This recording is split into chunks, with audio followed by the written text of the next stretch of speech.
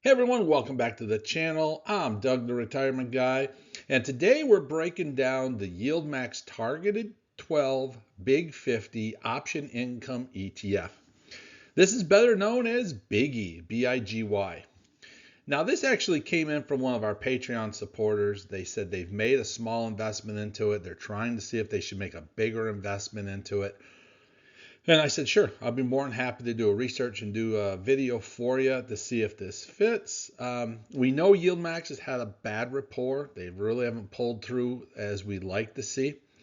But this one pays about a 12% yield, which is what their target is. And he was smart because he knows targeting means what it means. We're shooting for that. So we got to find out, is it a solid return or is it a yield trap that we see a lot from YieldMax? So we're going to dive deep into this one. So grab your mug, fill it with your favorite beverage, sit back, relax, and we're going to sit and teach you a little bit about BIGY and the YieldMax package, if this is good for retirement or good for a policy investment. Hey, before we go any farther, this information is for educational entertainment purposes only. It's not financial advice. If you need financial advice, always contact a financial advisor, and past performances do not guarantee future results. Hey, if you don't have your favorite mug, don't miss out. The Retirement Made Easy, living on dividends. I'll be honest with you, the 11 ounces are running real low. 15 ounces broke through the final case that we actually have. Why we talk about these, this is what supports the channel. For putting on these videos, taking the time to do this, and really all the money that has to be spent to make the videos really comes from sponsors like yourself. I don't go for commercial sponsorship. I don't do advertisements other than, of course, our mugs because we want to stay unbiased in this whole thing. We want to be straightforward with people. We don't want to be led by particular EF companies or financial companies or anything.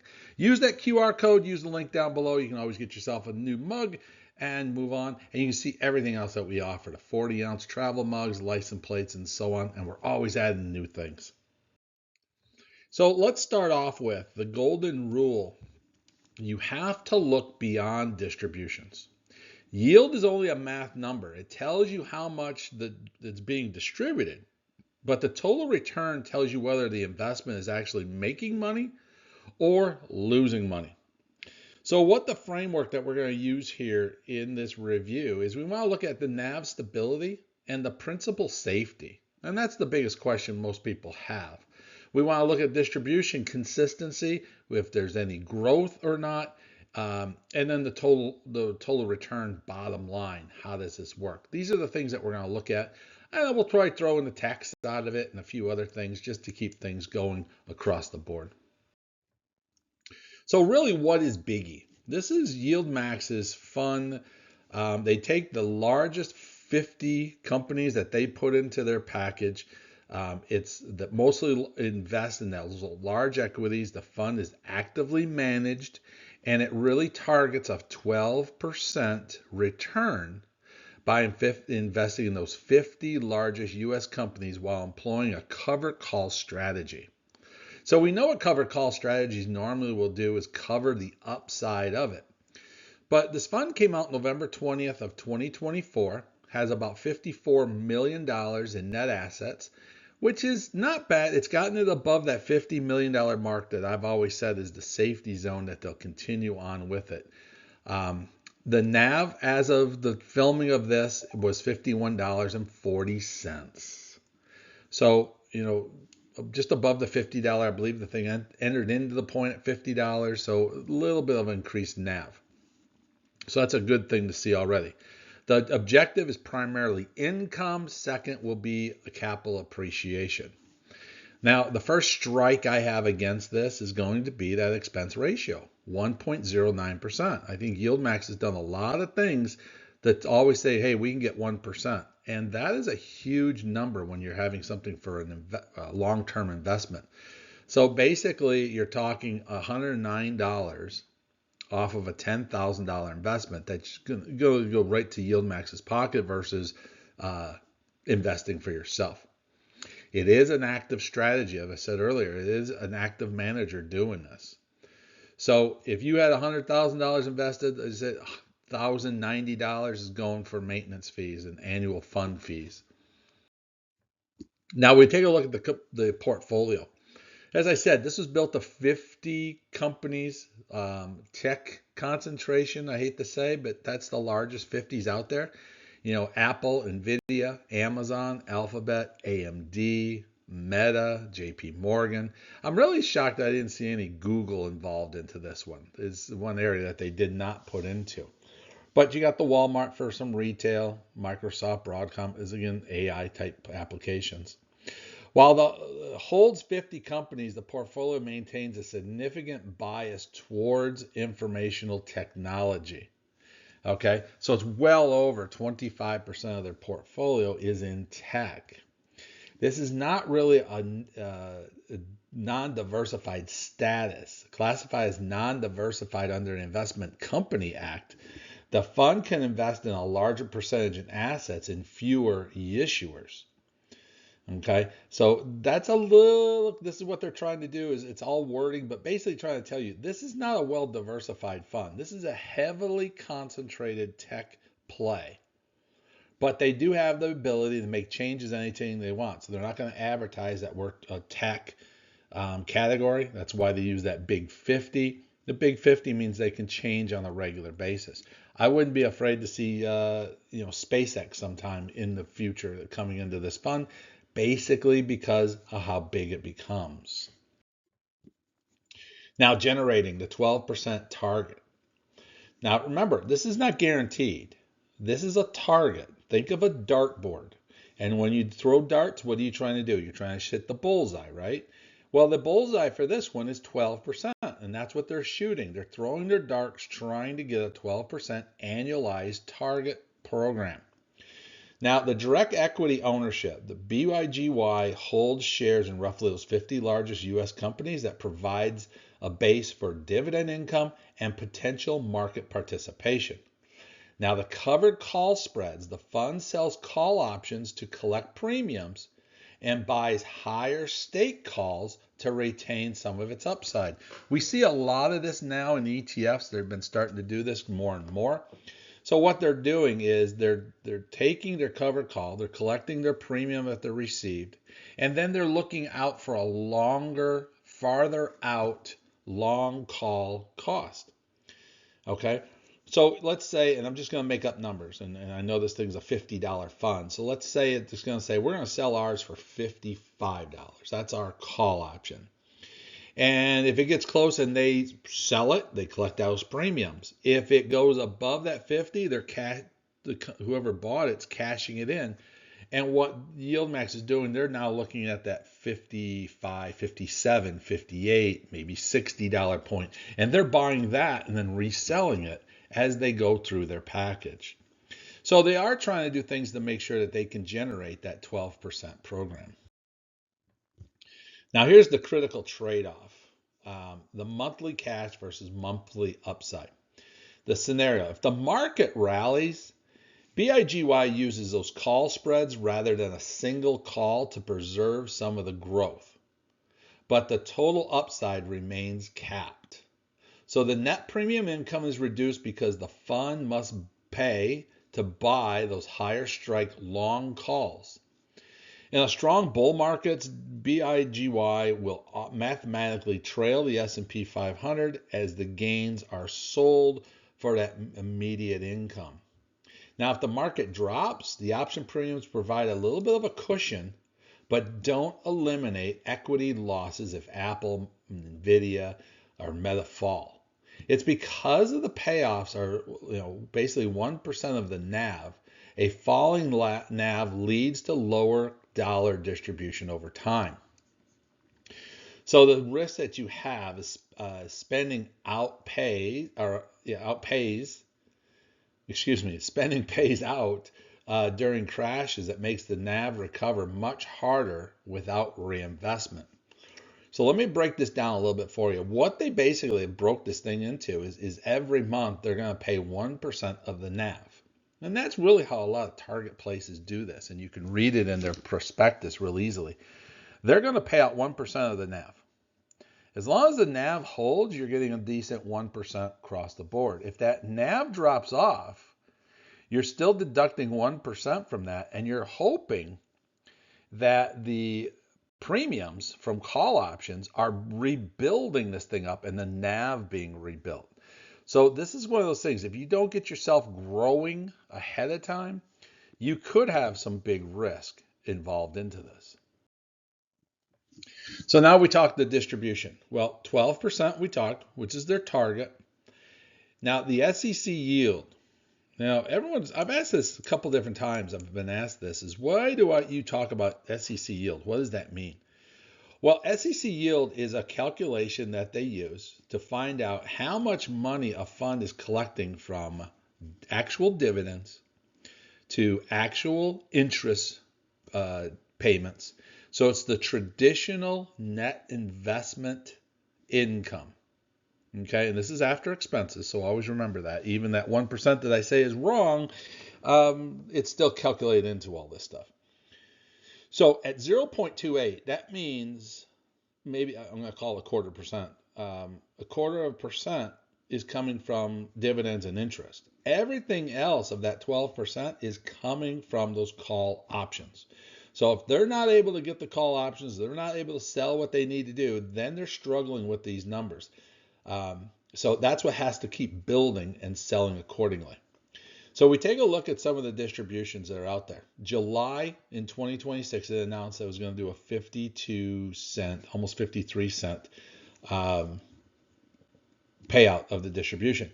What that tells you is that their NAV is right around 1%, is $52.90. Okay, so they're holding at that 52 range. The average payout was 52 cents. I'm going to say 52.10 cents.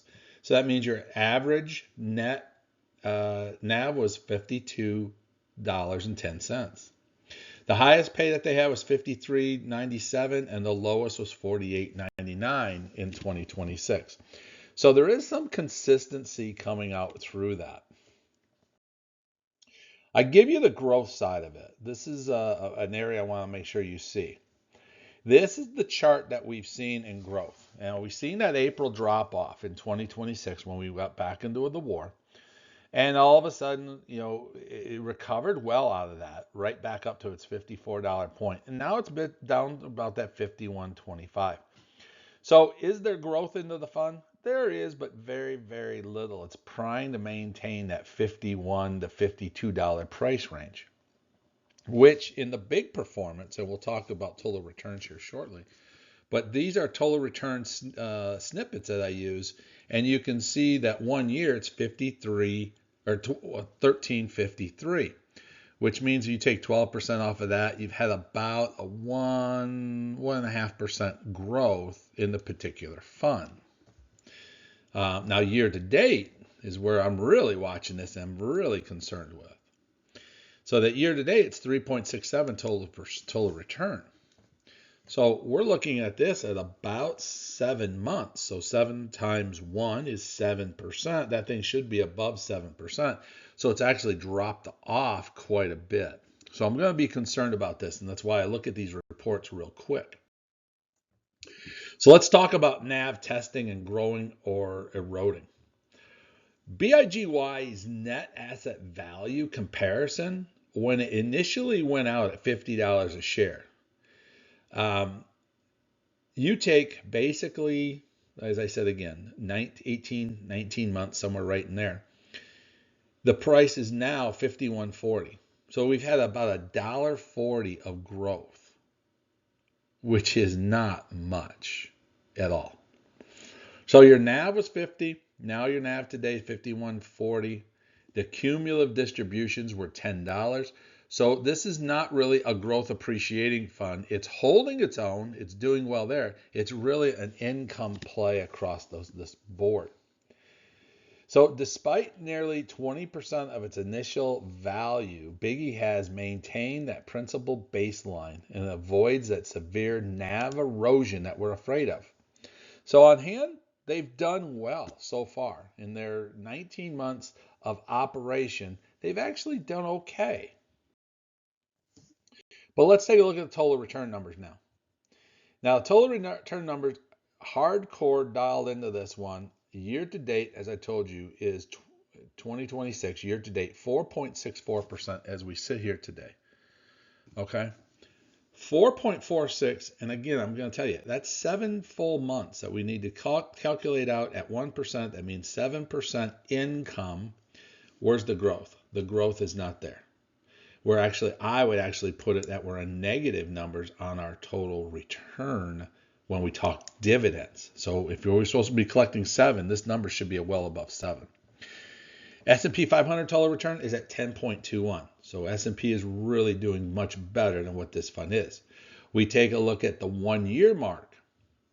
Now 1 year looks a little bit more impressive. That 18.26 from the total return compared to the 22.32 from S&P 500. And then when you take a look at the since inception, so you can see it is underscaling the S&P 500, but remember, S&P 500 is not paying income. These guys do pay that competitive income. Now, as I've always said, the yield is only a math number and the total return tells you everything. And the BIG has a positive absolute returns, but it's not a destructive return capital so far. And what do I mean by that? The price paid sacrificed 4.2% of the market upside. So that's what I'm saying. We're off a good 4.2% to where it should be in that year-to-date number. Now the tax side of things. This is another piece of it. What's happening with taxes? Well, they have a high estimated contact of 95.28% as estimated for July of return of capital. Now, this is really how they do their tax side of things. They use it as a pure play of ROC. Now, these numbers don't mean, honestly, anything to me until I get my 1099 DIV total report. Because these numbers can be adjusted at the end of the year. They can adjust everything to dial into where they want to be. Now, you guys all know, and you always got to watch this destructive ROC, high distributions plus that continuous collapsing of the NAV and negative total returns, that equals that actually capital destruction.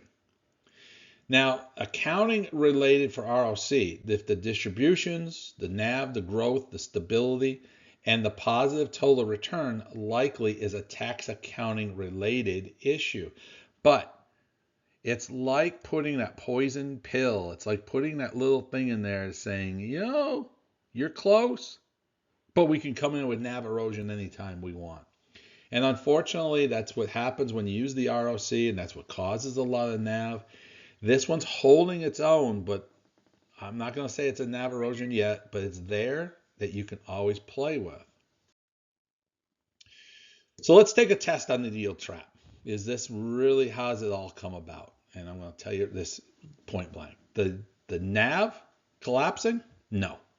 The NAV as of July 27 is at $51.40. It remains above that $50 initial price despite distributions. So it easily passes step number 1. Number 2, is the total return positive? And yes, the cumulative NAV total return is 25.14 since inception. So it passes that fund across the board. Now, is distribution supportable? It requires monitoring. The high estimated return of capital persists, which will always be there, and requires a full market cycle to prove sustainability. I also add into there is that number, that distribution. Right now, 7 months into this, I'm questioning what's their total return actually going to be. How is it coming about? Because the numbers aren't adding up to be where we want them to be yet. So I'm concerned that the year number 2, that the total return numbers are not really falling into play. So BIG does not appear to be a yield trap as of today, but it has not proven itself yet. It lacks a long-term track record and has yet to face a prolonged bear market. So for him coming back to me and asking these questions, I'm giving you the honest, straightforward answer. Like I said, unbiased answer is as of today with all the information we have, it's fine. It's not a yield trap. Are you getting your full 12% back? I got to question that. I don't know if you're going to get your whole 12%, your target this year or not. So I'm on guard, and I think there's better options, but he gets to pick what he wants. That's being the nice thing about being an adult. So does this fit in the retirement income bucket? Does it fit in the foundation bucket? Does it fit in the growth bucket? Well, I'm going to put it to you this way. BIGY, if you're going to use it, if you're going to have it, you're going to want to buy into it. I'm going to tell you this has to go into your income bucket. And the reason for it is targeting that 12% of distribution gives you that immediate cash flow each month. It's structurally less concentrated than single stock options, so it's better in that way. Sustainable and suitable for retirees needing that supplemental portfolio yield. And it's designed for the income bucket with a broader strategy. So I'm just going to say, you're going to put it in the income bucket, but there's a lot of little question marks that I throw out there. The broader diversified with the lower expense ratio versus biggies is what I'd really be looking for. That 1.09 is very expensive to carry for long term. Long performance history across multiple full market cycles has really not been there. And the full participation in the market growth, the capping side, I'd like to see something more on the capping side or uncapping side, or something that's already proven itself that it has a good run across the board. Now, this does include treasury allocations, cash, and quality fund ETFs. Those are the things you want to put in foundation fund. So I think he was planning on putting this into his foundation, which is why I'm comparing it to a foundation. So it's really more, it should be in your income bucket than foundation. Now, not a bond replacement. This was another thing I know he brought up. I'm looking at my notes that I have from the meeting, and he was saying, bonds weren't doing anything, so he's going to take his bond money and pour into this one because he thought this was going to be a great choice. And I said, you're depending on 100% stock dependency. There's no principal protection, and you have a limited downside buffer. So you have to watch this. The withdrawal trap that you're taking out that 1% per month, is it recovering itself? It's hard to recover math if that NAV does fall. And the reinvestment reality, if the payouts aren't reinvested during a crash, the portfolio will never recover to the original amount because of that NAV erosion and the covered call package. So these are the things you have to look at long term, is if we get into the negative roll, if the table turns negative, which it's not right now, but numbers are looking that it has a potential for doing it. There is a potential out there, and I'm nervous about it for him. I just said there's other better things for him. So position sizing, if you want to use this, again, your foundation is your safety bucket. Your long-term engine is your growth, and your income bucket is quality, and I have to use that word, quality dividends. So BIGY would actually be an income bucket, and I would put it as a satellite, just strictly because you're trying to boost your quality dividends, not your safety bucket, not your growth bucket. You're trying to get that thing up, get that 12% out of your income bucket. But there's a lot of little hiccups, little hooks that you got to look out for. So across the board, if you want to use it, I told him point blank, the best you can do is a satellite. This would not be in my portfolio. I've looked at this numerous times. It never arrived in my portfolio. I did not expect to put it in my portfolio, nor do I ever expect to put it in my portfolio, because I just don't see the numbers doing it the right way. It's not structurally sound for what I do in my retirement package. So my final verdict, I'll call them promising. Biggie is not a yield trap. I'll give you that one right now. It's not a yield trap as of today. It has produced a solid return and has maintained its principal since inception. But the NAV stability, maintaining over $50 despite the large payouts, I'm giving it credit for that. The total return over since 2024, I'm giving it good quality total return. and it's giving you that 1% targeting return each and every month. But what it's not doing today is showing me that that 1% is maintaining in some troubling, questionable times that we've run into lately. That's why I say this is not something set it, forget it. This is something you got to maintain and watch across the board. So I tell you, it's a satellite. It's promising. If they show me another year of good solid numbers, I may change my mind. But overall, I suggest that he move to a different package, especially the way he wants to do it. And once we get all done, I'll probably share exactly, if he allows it, I'll share exactly what we did, how the moves we made to help him in his retirement portfolio. Guys, if you like what we're doing, don't be afraid to hit that like button. Add a comment down below. If you think I'm misleading them or I'm doing something wrong, let me know in your comments below. If you own BIGY, are you happy with it? How's it gone? Hey, and also don't forget, get yourself the 11 ounce or 15 ounce coffee mugs or our new 40 ounce mugs as well. They're going off the shelf fairly quickly. And thank you for your support.